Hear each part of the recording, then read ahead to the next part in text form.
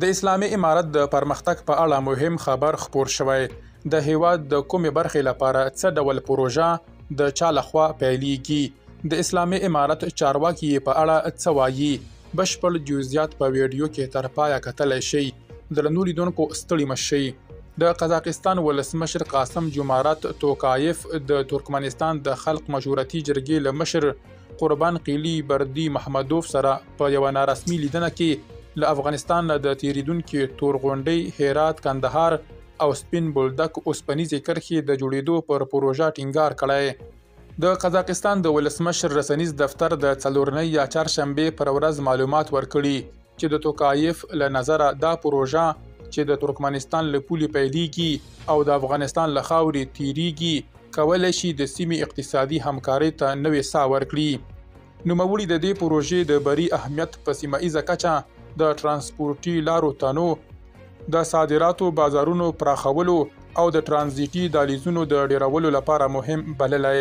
دغه څرګندونې د ترکمنستان په پلازمینه کې د دواړو هیوادونو د مشرانو ترمنځ په یوه لیدنه کې شوي دي چې پر غازي صنعت، ترانسپورټ او لوجستیکي چارو سربیره د افغانستان له لارې د تګ راتګ نوې لارې هم پکې وڅېړل شوې.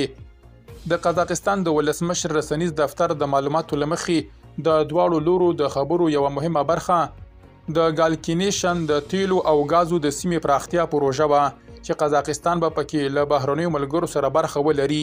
سربیره پر دې ولسمشر توکایف ټینګار کړی چې د قزاقستان، ترکمنستان، ایران اوسپنې پټلۍ او د ترکمنباشي، قرهباغز او قزاقستان د سرحد لار چې دا مهال تر جوړېدو لاندې ده، د شمال او جنوب ترانزیټي محور د پراختیا لپاره به حیاتي اهمیت ولري.